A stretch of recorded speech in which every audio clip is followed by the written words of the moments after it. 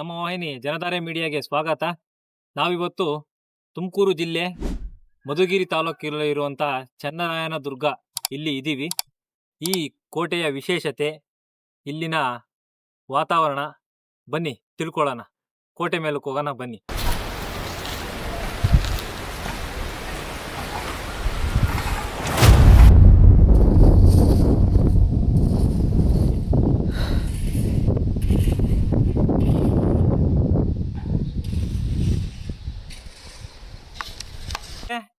ನಾವಿವತ್ತು ಚನ್ನರಾಯನ ದುರ್ಗ ಕೋಟೆಯಲ್ಲಿ ಇದ್ದೀವಿ. ಇದ್ರ ಇತಿಹಾಸ ಇವತ್ತು ನಾವು ನಿಮಗೆ ತೋರಿಸ್ತೀವಿ. ಮಧುಗಿರಿಯ ಏಳನಾಡ ಪ್ರಭುಗಳು ವಿಜಾಪುರ ವಂಶಸ್ಥರಲ್ಲೇ ಅತಿ ಪ್ರಸಿದ್ಧವಾದ ಮಧುಗಿರಿಯ ಏಳನಾಡ ಪ್ರಭುಗಳು. ಅದರಲ್ಲಿ ಚಿಕ್ಕ ಇಮ್ಮಡಿ ಭೂಪಾಲ ಗೌಡರು ಈ ಕೋಟೆಯನ್ನ ನಿರ್ಮಿಸ್ತಾರೆ, ಚನ್ನರಾಯನ ದುರ್ಗ ಕೋಟೆಯನ್ನು. ಕಾರಣ, ಅವರ ಮಗ ಚೆನ್ನೇಗೌಡ ಬಾಲ್ಯದಲ್ಲೇ ಅಕಾಲಿಕ ಮರಣ ಹೊಂದಿರೋದ್ರಿಂದ ಅವರ ನೆನಪಿಗಾಗಿ ಚನ್ನರಾಯನ ದುರ್ಗ ಈ ಕೋಟೆನ ನಿರ್ಮಿಸ್ತಾರೆ. ಅವರ ನಂತರ ಇದು ಮೈಸೂರು ಅರಸರು ಮತ್ತೆ ಟಿಪ್ಪು ಸುಲ್ತಾನ್ ಅವರ ವಶಕ್ಕೆ ಹೋಗುತ್ತೆ. ಟಿಪ್ಪು ಸುಲ್ತಾನ್ ಇದನ್ನ ಪ್ರಸಿದ್ಧ ಶಸ್ತ್ರಾಸ್ತ್ರವನ್ನು ಇಟ್ಕೊಳ್ಳಲು ಈ ಕೋಟೆಯನ್ನು ಬಳಸ್ತಿದ್ರು. ಇವರು ಮಧುಗಿರಿಯ ಏಳನಾಡ ಪ್ರಭುಗಳು ಅತ್ಯಂತ ಪ್ರಸಿದ್ಧವಾದ ಅರಸರು. ವಿಜಯನಗರ ಅರಸರಿಗೆ ಸಾಮಂತರಾಗಿ ಆಳ್ವಿಕೆ ಮಾಡ್ತಾ ಇದ್ರು. ಬನ್ನಿ, ಇನ್ನು ಇತಿಹಾಸ ಇನ್ನು ಮೇಲೆ ನಿಮಗೆ ತಿಳಿಸ್ತೀನಿ. ಈ ಒಂದು ಪ್ರದೇಶ ನೋಡಿದ್ರೆ ನಿಮಗೆ ಕನ್ನಡದ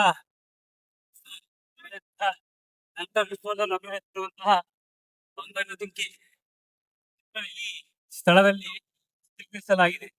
ಈ ಸ್ಥಳ ಲಾಸ್ಟ್ ಕ್ಲೈಮ್ಯಾಕ್ಸ್ ಅಲ್ಲಿ ಭಾರತೀಯ ವಿಷ್ಣುವರ್ಧನ್ ಬಿಡುಗಡೆ ಅದೇ ಸ್ಥಳ ಇದು ನೋಡಿ.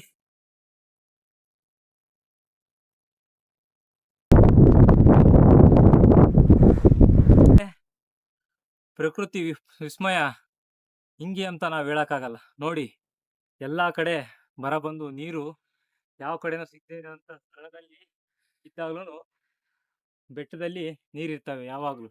ನೋಡಿ, ಇದನ್ನೆಲ್ಲೇ ಪ್ರಕೃತಿ ವಿಸ್ಮಯ ಅಂತ ಹೇಳೋದು. ನೋಡಿ, ನೀರು ಹೆಂಗೆ ಜಿನುಕ್ತಿದಾವೆ ಬೆಟ್ಟದ ಮೇಲೆ, ಕಲ್ಲು ಬಂಡೆಯಲ್ಲೂ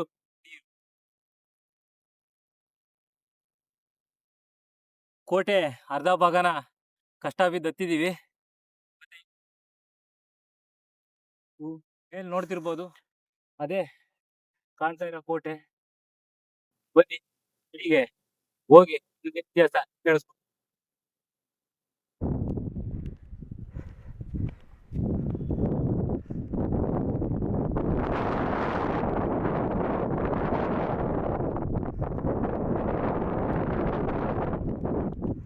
ಸ್ನೇಹಿತರೆ, ಕೋಟೆ ಮುಕ್ಕಾಲು ಭಾಗ ಹತ್ತಿದೀವಿ.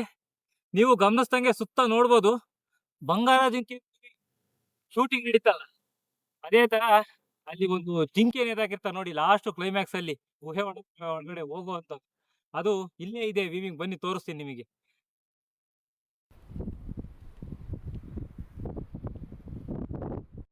ಸ್ನೇಹಿತರೆ, ಕೋಟೆ ಮೇಲ್ಗಡೆ ಬಂದ್ವಿ. ನೀವು ಹಿಂದೆ ನೋಡ್ತಿರಕ್ಕಂತ ಒಂದು ದೃಶ್ಯ ಬಂಗಾರ ಜಿಂಕೆ ಮೂವಿಲಿ ಆ ಲಾಸ್ಟ್ ಗುಹೆ ಒಳಗಡೆ ಹೋಗ್ಬೇಕಾದ್ರೆ ಜಿಂಕೆ ಇರುತ್ತೆ ನೋಡಿ, ಅದೇ ಗುಹೆ ನಾನು ಅನ್ಕೊಂತೀನಿ. ಇದನ್ನ ಆದಷ್ಟು ಅದು ತುಂಬಾ ಎಲ್ಲ ಗಿಡಗಳು ಬೆಳೆದ್ಬಿಟ್ಟು ಕವರ್ ಆಗಿದೆ. ಆದಷ್ಟು ನಾನು ನಿಮಗೆ ತೋರಿಸೋಷ್ಟು ಪ್ರಯತ್ನ ಮಾಡ್ತೀನಿ. ಒಂದು ಪಕ್ಷಿ ನೋಟ ಹಾಕ್ತೀನಿ, ನೋಡ್ಕೊಳ್ಳಿ. ಬನ್ನಿ ನೋಡುವ ಅದನ್ನ.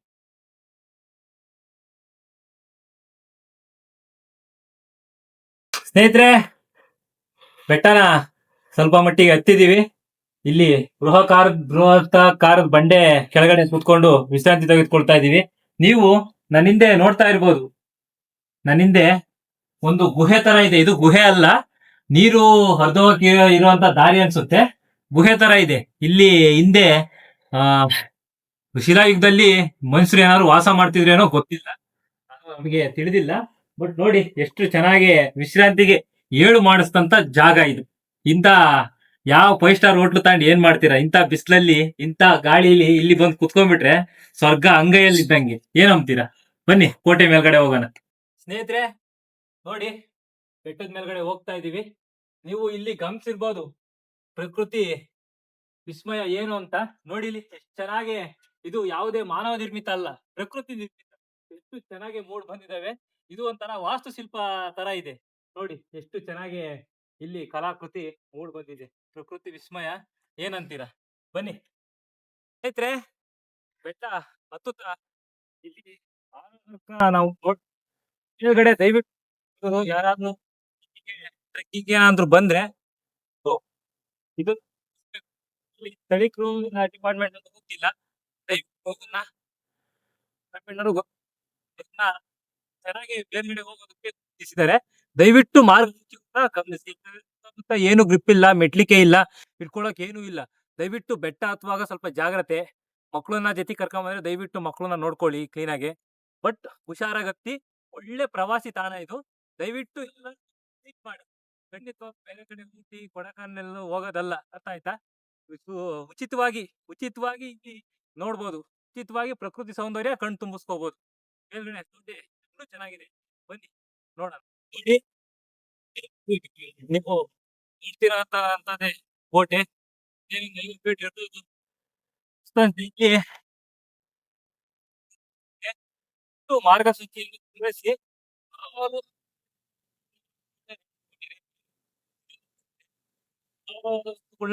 ತರಕ್ ಹೋಗ್ಬೇಡಿ. ಬನ್ನಿ, ಬಂದು ಇತಿಹಾಸ ಪೂರ್ವವಾಗಿರುವ ಈ ಚೆನ್ನರಾಯನ ದುರ್ಗ ಕೋಟೆಯನ್ನು ಒಂದ್ಸಲ ವಿಸಿಟ್ ಮಾಡಿ ನೋಡಿ. ಮಕ್ಕಳ ಜೊತೆ ಬಂದು ತೋರಿಸ್ಕೊಡಿ. ಬಂಗಾರದ ಜಿಂಕೆ ಮೂವಿ ಶೂಟಿಂಗ್ ಆಗಿರುವಂತ ವಿಶೇಷವಾದ ಸ್ಥಳ ಇದು.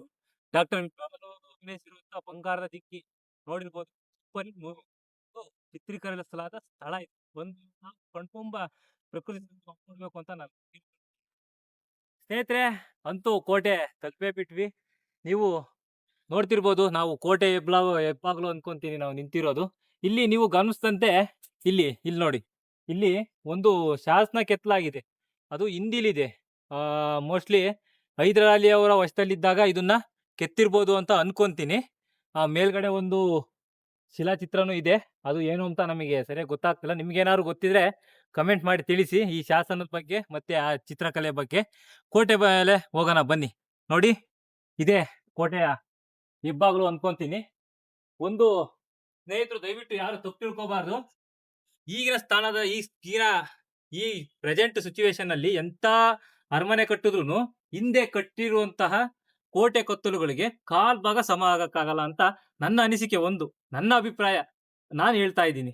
ಅಷ್ಟು ಒಂದು ಅದ್ಭುತವಾದ ಕೋಟೆಯನ್ನ ನಿರ್ಮಿಸಿದ್ದಾರೆ. ಆ ಬೃಹತ್ ಕಲ್ಲುಗಳು, ಅದನ್ನ ಕೋಟೆ ಮೇಲೂ ಕೇಕ್ ಬಂದು ತಂದ್ರು, ಹೆಂಗ್ ಕೆತ್ತಿದ್ರು.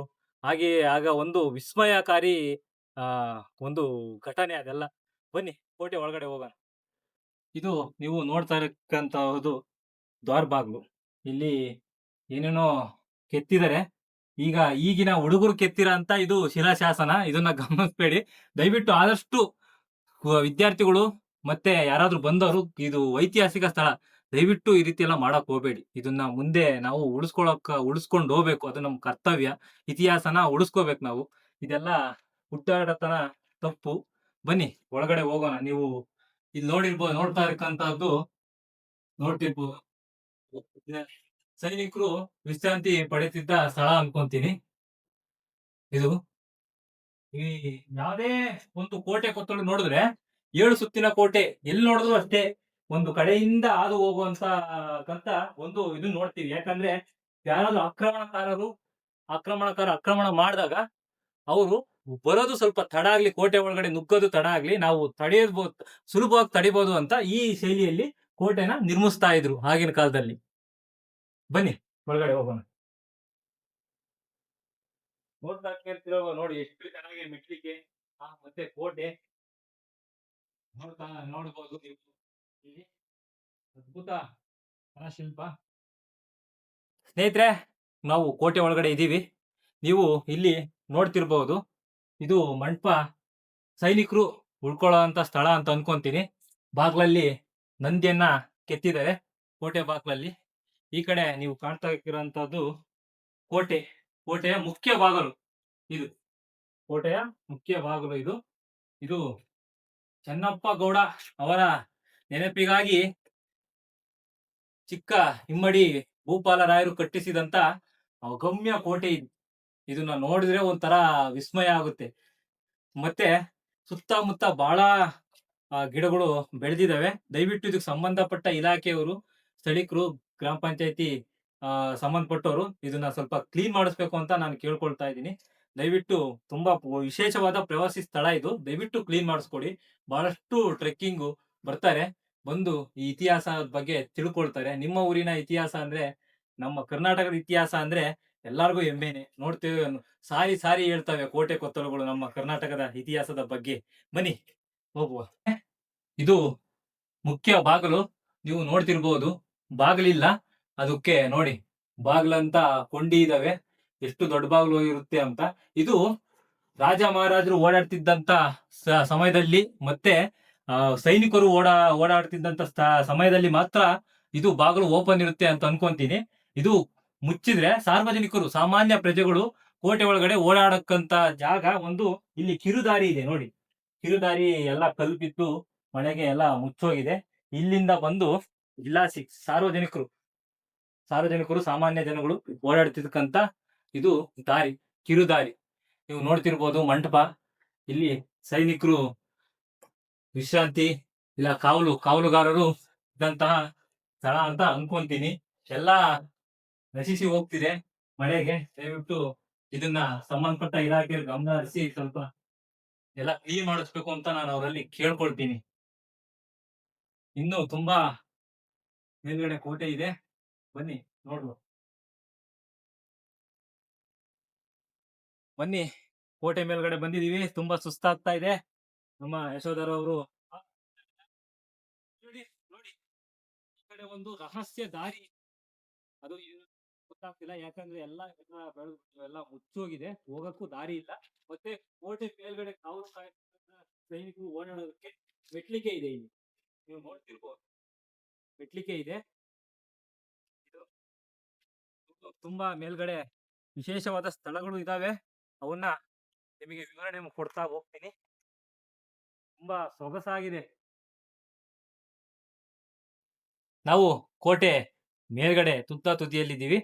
ನೀವು ನೋಡ್ತಿರ್ಬೋದು, ಇಲ್ಲಿ ಯಾವುದೇ ಕೋಟೆ ಕೊತ್ತಲುಗಳಲ್ಲಿ ನೀರಿನ ಮೂಲ ಇದ್ದೇ ಇರುತ್ತೆ. ಎಂತ ಯುದ್ಧ ಸಮಯದಲ್ಲಿ ಎಷ್ಟೇ ದಿನ ಕೋಟೆ ಬಾಕ್ಲಾಕಿದ್ರು ಅವರಿಗೆ ತೊಂದರೆ ಆಗ್ಬಾರ್ದು ಅಂತ ನೀರಿನ ವ್ಯವಸ್ಥೆ ಮಾಡ್ಕೊಡ್ತಾ ಇದ್ರು. ನೋಡಿ ಎಷ್ಟು ಚೆನ್ನಾಗಿದೆ. ಆ ಎಲ್ಲೂ ಸ್ವರ್ಗ ಬೇರೆ ಕಡೆ ಎಲ್ಲೂ ಇಲ್ಲ ಕಣ್ರಿ. ನಮ್ ಕರ್ನಾಟಕ ಸುತ್ತಿದ್ರೆ ಅದೇ ಸ್ವರ್ಗ. ನಿಜವಾದ ಸ್ವರ್ಗ ನಮ್ ಕರ್ನಾಟಕದಲ್ಲಿದೆ. ನೋಡಿ ಎಷ್ಟು ಚೆನ್ನಾಗಿದೆ ಪ್ರಕೃತಿ ಸೌಂದರ್ಯ. ನೀವು ಇದನ್ನ ನೋಡಿ ಕಣ್ ತುಂಬ್ಕೋಬೇಕು. ಮತ್ತೆ ನೀವು ಗಮನಿಸ್ತಂದೆ ಈ ಕಡೆ ನೋಡ್ತಿರ್ಬೋದು, ಒಂದು ಗಣೇಶನ ದೇವಸ್ಥಾನ ಇದೆ. ಈ ನೀರಿನ ಮೂಲದ ಎದುರುಗಡೆನೆ ಒಂದು ಗಣೇಶನ ದೇವಸ್ಥಾನ ಇದೆ. ಮುಂದ್ಗಡೆ ಶಿವನ ವಿಗ್ರಹನ ಕೆತ್ತಿರುವಂತಹದ್ದು, ಮತ್ತೆ ಒಳಗಡೆ ಗಣೇಶನ ಒಂದು ಮೂರ್ತಿ ಇರ್ತಕ್ಕಂತಹದ್ದು ಒಂದು ಗಣೇಶನ ದೇವಸ್ಥಾನ ಇದೆ. ಇದನ್ನ ಸುಣ್ಣದ ಕಲ್ಲು ಮತ್ತೆ ಇಡಿಕೆ ಉಪಯೋಗಿಸಿ ಕಟ್ಟಿದಂತ ದೇವಸ್ಥಾನ ಅಂತ ಅನ್ಕೊಂತೀವಿ. ನೋಡ್ಬೋದು ನೀವು ಅದರ ವಾಸ್ತುಶಿಲ್ಪ ನೋಡ್ಬೋದು. ಮೇಲ್ಗಡೆ ಅದ್ರ ವಾಸ್ತುಶಿಲ್ಪ ಬಹಳ ಸೊಗಸಾಗಿದೆ. ಸುಣ್ಣದ ಕಲ್ಲು ಮತ್ತು ಇಡಿಕು. ಹೊರಗಡೆಯಿಂದ ನೋಡಿದ್ವಿ, ಗಣೇಶನ ವಿಗ್ರಹ ಅಲ್ಲ, ಶಿವಲಿಂಗ ಇತ್ತು. ಬಟ್ ಗಣೇಶನ ವಿಗ್ರಹ ಶಿವಲಿಂಗದ ಮೇಲ್ಗಡೆ ಇಟ್ಟಿದ್ದಾರೆ. ಶಿವಲಿಂಗ ಕಾಣ್ತಾ ಇಲ್ಲ.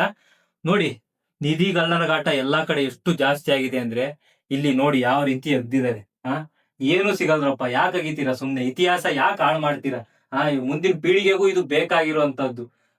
ನೋಡಿ, ನಿಧಿಗಳ್ಳರು ಹೆಂಗೆ ಎಲ್ಲ ಅಗ್ದು ಎಲ್ಲ ಸೈಡಿಗೆಲ್ಲ ಕಿತ್ತು ಹೆಂಗ್ ಇಟ್ಟಿದ್ದಾರೆ. ಇದು ಇತಿಹಾಸ ಹಾಳು ಮಾಡ್ತಕ್ಕಂತ ಒಂದು ದುರ್ಘಟನೆ. ದಯವಿಟ್ಟು ಸಂಬಂಧಪಟ್ಟ ಇಲಾಖೆ ಗಮನಿಸ್ಬೇಕು. ದಯವಿಟ್ಟು ನಾನು ಅವರಲ್ಲಿ ಹೃದಯಪೂರ್ವಕವಾಗಿ ಕೇಳ್ಕೊಳ್ತಾ ಇದ್ದೀನಿ, ಗಮನಿಸಿ ಇದನ್ನೆಲ್ಲ. ಸ್ನೇಹಿತರೆ, ಅಲ್ಲಿ ನಾನು ನಿಮಗೆ ನೀರಿನ ಒಂದು ಮೂಲ ಸ್ಥಳ ತೋರಿಸ್ತೆ, ಮತ್ತೆ ದೇವಸ್ಥಾನ ತೋರಿಸ್ತೆ. ನೋಡಿ, ಇಲ್ಲಿ ನೀವು ನೋಡ್ತೀರಾ ಅಂತಕ್ಕಂಥದ್ದು ಬತೇರಿ ಅಂತ ಕರಿತೀವಿ. ಎಲ್ಲಾ ಕೋಟೆ ಕೊತ್ತಲುಗಳಲ್ಲಿ ಇದನ್ನ ನಾವು ನೋಡ್ಬಹುದು, ಬತೇರಿ ಅಂತ. ಇಲ್ಲಿ ಮೇಲ್ಗಡೆ ನಿಂತ್ಕೊಂಡು ಸೈನಿಕರು ಕೌಲು ಕಾಯ್ತಾ ಇದ್ರು. ಮತ್ತೆ ಒಳಗಡೆ ತುಂಬಾ ಚೆನ್ನಾಗಿದೆ. ಶಸ್ತ್ರಾಸ್ತ್ರಗಳನ್ನ ಸಂಗ್ರಹಿಸ್ತಿದ್ರು ಏನೋ ಗೊತ್ತಿಲ್ಲ. ಇಲ್ಲ ಸೈನಿಕರು ವಿಶ್ರಾಂತಿಗೆ ಉಪಯೋಗಿಸ್ತಿದ್ರೇನೋ ಗೊತ್ತಿಲ್ಲ. ಒಳಗಡೆ ತುಂಬಾ ಚೆನ್ನಾಗಿದೆ. ಇಂಥ ಉರಿ ಬಿಸಿಲಲ್ಲೂ ಬಹಳ ತಂಪು ಇದೆ ಒಳಗಡೆ. ಬನ್ನಿ ಸ್ವಲ್ಪ ಒಳಗಡೆ ನೋಡಿ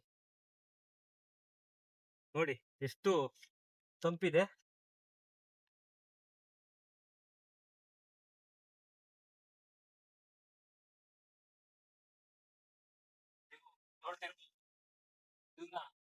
ಬತೇರಿ. ಇಲ್ಲಿ ಶಸ್ತ್ರಾಸ್ತ್ರಗಳನ್ನ ಸಂಗ್ರಹಿಸ್ತಿದ್ರು, ಇಲ್ಲ ಸೈನಿಕರು ವಿಶ್ರಾಂತಿಗೆ ಬಳಸ್ತಿದ್ರು ಏನೋ ಗೊತ್ತಿಲ್ಲ. ಬಹಳ ಕೋಲ್ಡ್ ಆಗಿದೆ, ತುಂಬಾ ಚೆನ್ನಾಗಿದೆ. ಇದನ್ನು ಅಷ್ಟೇ ಕಲ್ಲುಗಳು ಮತ್ತೆ ಸುಣ್ಣದ ಕಲ್ಲು ಮತ್ತೆ ಮಣ್ಣನ್ನು ಉಪಯೋಗಿಸಿ ಕಟ್ಟಿರುವಂತ ಇದು ಒಂದು ಬತೇರಿ. ಬತೇರಿ ಅಂತ ಕರಿತೀವಿ. ಬನ್ನಿ ಮುಂದೆಗಡೆ ಹೋಗೋಣ ಸ್ನೇಹಿತರೆ. ಬನ್ನಿ, ಕಷ್ಟ ಬಿದ್ದು ಕೋಟೆ ಎತ್ತಿ ವಿಶ್ರಾಂತಿ ತಗೊಳ್ಳಲು ಇಲ್ಲೊಂದು ಕಟ್ಟೆ ಮೇಲೆ ಕೂತಿದ್ದೀವಿ. ಇಲ್ಲಿ ವಿಶೇಷವಾಗಿ ಗಮನಿಸ್ಬೋದು, ನನ್ನ ಹಿಂದೆ ಇರತಕ್ಕಂಥದ್ದು ಒಂದು ನೀರು ತುಂಬಿಕೊಂಡಿದೆ, ಏನು ಅಂತ ಗೊತ್ತಾಗ್ತಾ ಇಲ್ಲ. ಸುಮಾರು ಸುಣ್ಣ ಮತ್ತೆ ಇಡಿಕೆಯಲ್ಲಿ ನಿರ್ಮಿಸಿದಂತ ಒಂದು ಕೊಳ. ಇದರಲ್ಲಿ ತುಪ್ಪನೂ ಶೇಖರಿಸ್ಬೋದು, ಇಲ್ಲ ಮದ್ದು ಗುಂಡುಗಳನ್ನ ಶೇಖರಿಸ್ಬೋದು, ಮತ್ತೆ ಇಲ್ಲ ನೀರಿಗಾದ್ರೂ ಇದನ್ನ ವ್ಯವಸ್ಥೆ ಮಾಡಿ ಇಟ್ಟಿರ್ಬೋದು ಆಗಿನ ಕಾಲದಲ್ಲಿ. ಅದು ಏನು ಅಂತ ಸರಿಯಾಗಿ ಗೊತ್ತಾಗ್ತಾ ಇಲ್ಲ. ನಿಮ್ಗೆ ಏನಾದ್ರು ಇದ್ರ ಬಗ್ಗೆ ಗೊತ್ತಿದ್ರೆ ಕಮೆಂಟ್ ಅಲ್ಲಿ ತಿಳಿಸಿ. ನೋಡಿ ಎಷ್ಟು ಚೆನ್ನಾಗಿದೆ. ಆ ಕಡೆ ಇಳಿದೋಗ್ಲು ಮಾರ್ಗನೂ ಇದೆ. ಇದು ನೀರು ಸಂಗ್ರಹಿಸಂತ ಸ್ಥಳ ಅಂತ ಅನ್ಸುತ್ತೆ ನನಗೇನ. ಬನ್ನಿ ಮುಂದೆ ಹೋಗೋಣ ಸ್ನೇಹಿತರೆ. ಇದು ಸ್ವಲ್ಪ ಮೇಲ್ಗಡೆ ಬಂದ್ವಿ, ಬತೇರಿ. ಅದ್ರ ಮುಂದೆಗಡೆ ಸ್ವಲ್ಪ ಬಂದ್ರೆ ಒಂದು ಸಣ್ಣ ಕೊಳ ನೋಡಿದ್ವಿ. ಮತ್ತೆ ಇಲ್ಲಿ ವಿಶೇಷವಾಗಿ ನಾವು ಗಮನಿಸ್ಬೇಕು, ಇಲ್ಲಿ ನೋಡಿ, ಇಲ್ಲಿ ಒಂದು ಬಾಗ್ಲಿದೆ. ಇಲ್ಲಿಂದ ಒಳಗಡೆ ಹೋಗೋಕೆ ದಾರಿ ಇದೆ. ಇದು ಸಾಮಾನ್ಯ ನಾನು ಇನ್ನ ದರ್ಬಾರ್ ಹಾಲ್ ಅಂದ್ರೆ ರಾಜ ಮಹಾರಾಜರು ದರ್ಬಾರ್ ಮಾಡ್ತಿದ್ದ ಸ್ಥಳ, ಅಥವಾ ಮನೋರಂಜನೆಗಾಗಿ ಸಂಗೀತ ಕಚೇರಿಗಳು ಮತ್ತೆ ಏನಾದ್ರೂ ಒಂದು ಜಾತ್ರೋತ್ಸವಗಳು ನಡೆಯಬೇಕಾದ್ರೆ ರಾಜರು ಇದನ್ನ ಇಲ್ಲಿ ಕೂತ್ಕೊಂಡು ವೀಕ್ಷಿಸ್ತಿದ್ರು ಅನ್ನೋ ಒಂದು ಇದೆ. ನಮ್ಗೆ ಅದು ಸರಿಯಾಗಿ ಗೊತ್ತಿಲ್ಲ. ಬನ್ನಿ ನೋಡು, ಇಲ್ಲಿ ಒಳಗಡೆ ಒಂದು ಮಂಟಪದ ತರ ಇದೆ. ಒಳಗಡೆ ನೀವು ಗಮನಿಸಿರ್ಬೋದು, ಇದು ದೇವಸ್ಥಾನನೂ ಅನ್ಕೋಬಹುದು. ಬಟ್ ದೇವಸ್ಥಾನ ಅನ್ನೋದಕ್ಕೆ ಯಾವುದೇ ಪ್ರೂಫ್ಗಳು ಇಲ್ಲ. ಇಲ್ಲಿ ದೇವಸ್ಥಾನದಲ್ಲಿ ಯಾವುದೇ ಗರ್ಭಗುಡಿಯಲ್ಲಿ ಯಾವುದೇ ಒಂದು ಶಿಲೆಗಳು ಇಲ್ಲ. ಯಾವುದೋ ಎರಡೆರಡು ಶಿಲೆಗಳು ಇಟ್ಟಿದ್ದಾರೆ ಅಷ್ಟೇನೆ. ನಾನು ಇದನ್ನ ಮನೋರಂಜನೆಗೆ, ರಾಜರು ಮಹಾರಾಜರು ಹಿಂದಿನ ಕಾಲದಲ್ಲಿ ಮನೋರಂಜನೆಗಾಗಿ ಉಪಯೋಗಿಸ್ತಿದ್ರು ಅಂತ ನಾನು ಅನ್ಕೊಂತೀನಿ. ನೋಡ್ಬೋದು ಇಲ್ಲಿನ ವಾಸ್ತುಶಿಲ್ಪ. ನೀವು ಕೋಟೆ ಎಲ್ಲ ಗಮನಿಸ್ದಂಗೆ ಎಲ್ಲೇ ನೋಡಿದ್ರು ಸುಣ್ಣ ಕಲ್ಲು ಮತ್ತೆ ಇಡಿಕೆಯನ್ನು ಉಪಯೋಗಿಸಿರುವಂತ ತುಂಬಾ ಕಟ್ಟಿರುವಂತ ಎಲ್ಲಾ ಕಟ್ಟಡಗಳನ್ನು ನೀವು ಎಲ್ಲೇ ನೋಡಿದ್ರು ಕಾಣಬಹುದು. ಇಲ್ಲಿ ಒಳಗಡೆ ಇದಾವೆ, ಯಾವ ಜೈನ ಮನೆ ವಿಗ್ರಹ ಇದ್ದಂಗೆ ಇದಾವೆ, ನೋಡ್ಬಹುದು. ಇದನ್ನ ದೇವಸ್ಥಾನ ಅನ್ನೋದಕ್ಕೆ ಯಾವುದೇ ಒಂದು ಕುರುಹುಗಳು ಇಲ್ಲ. ಆದ್ರೂ ಇದನ್ನ ಸಂಗೀತ ಮನೋರಂಜನೆಗಾಗಿ ಉಪಯೋಗಿಸ್ತಿದ್ರು ರಾಜರು ಮಹಾರಾಜರು ಅನ್ನೋದು ಅನ್ಕೋಬಹುದು. ನಮ್ಗೆ ಸರಿಯಾಗಿ ಅದು ಗೊತ್ತಿಲ್ಲ. ಮತ್ತೆ ಇಲ್ಲಿ ಒಂದು ವಾಸ್ತುಶಿಲ್ಪ ಇದಾವೆ, ಬಾಗ್ಲಿದೆ. ಇದಕ್ಕೆ ಒಂದು ಬಾಗ್ಲಿದೆ, ಇದು ಏನಕ್ಕೆ ಅಂತ ಗೊತ್ತಿಲ್ಲ, ಬಾಗ್ಲಿ ಇಟ್ಟಿದ್ದಾರೆ. ಸ್ನೇಹಿತರೆ, ನೀವು ನೋಡ್ಬೋದು, ಇದು ಕೋಟೆಯ ಒಂದು ನೋಟ. ನೋಡಿ, ಬೃಹತ್ಕಾರದ ಕಲ್ಲುಗಳು ಎಷ್ಟು ಚೆನ್ನಾಗಿ ಕಟ್ಟಿದ್ದಾರೆ. ಮೇಲ್ಗಡೆ ನೀವು ಗಮನಿಸಿರ್ತಕ್ಕಂತ ಒಂದು ಕಿಂಡಿಗಳಿದಾವೆ, ನೋಡ್ಬೋದು. ಅವನ್ನ ಹೈದರಾಲಿ ಕಾಲದಲ್ಲಿ ಮದ್ದು ಗುಂಡುಗಳನ್ನ ಇಟ್ಟು ಸಿಡಿಸೋದಕ್ಕೆ ಬಳಸ್ತಿದ್ರು ಅಂತ ಅನ್ಕೋಬಹುದು. ಇನ್ನು ಮೇಲ್ಗಡೆ ಕೋಟೆ ಇದೆ, ಬನ್ನಿ ತೋರಿಸ್ತೀನಿ. ಮತ್ತೆ ಆ ಕಡೆ ಎಲ್ಲ ಕೋಟೆ ಎಲ್ಲ ಬಿದ್ದೋಗ್ತಾ ಇದೆ ಮಳೆಗೆ. ದಯವಿಟ್ಟು ಇದ್ದಾಗಲೇ ಬಂದು ಕೋಟೆ ಸೌಂದರ್ಯನ ಕಣ್ತುಂಬ್ಕೊಳ್ಳಿ ಅಂತ ನಾನು ಹೇಳ್ಕೊಳ್ತೀನಿ. ಮತ್ತೆ ಇಲ್ಲಿ ನವೀಕರಣ ಮಾಡಿದ್ದಾರೆ ಹೊಸದಾಗಿ. ಮೊದ್ಲಿಕ್ಕೆ ಇಲ್ಲಿ ಇರ್ಲಿಲ್ಲ ಅನ್ಸುತ್ತೆ. ಹೊಸದಾಗಿ ಸ್ಥಳೀಕರ ಇಲ್ಲ ಗ್ರಾಮಸ್ಥರು ಇಲ್ಲ ಡಿಪಾರ್ಟ್ಮೆಂಟ್ನವರು ಗೊತ್ತಿಲ್ಲ, ಬಹಳ ಚೆನ್ನಾಗಿ ಇವನ್ನ ನವೀಕರಣ ಮಾಡಿದ್ದಾರೆ. ಹತ್ತೋಗೋದಕ್ಕೆ ಅವರಿಗೆ ನಾನು ತುಂಬ ಹೃದಯ ಧನ್ಯವಾದಗಳನ್ನು ತಿಳಿಸ್ತಾ ಮೇಲ್ಗಡೆ ಕೋಟೆ ಮೇಲ್ಗಡೆ ಹೋಗೋಣ. ಬನ್ನಿ ಕೋಟೆ ಮೇಲ್ಗಡೆ ಬಂದಿದ್ವಿ, ಇನ್ನೂ ತುಂಬಾ ಇದೆ ಹತ್ತೋದು. ನೋಡಿ, ಅಲ್ಲಿಗೆ ಹೋಗ್ಬೇಕು ನಾವು. ಬನ್ನಿ ಮೇಲ್ಗಡೆ ಹೋಗಿ ಇನ್ನೂ ತುಂಬಾ ಇತಿಹಾಸ ಇದೆ, ತಿಳಿಸ್ಕೊಡ್ತೀನಿ.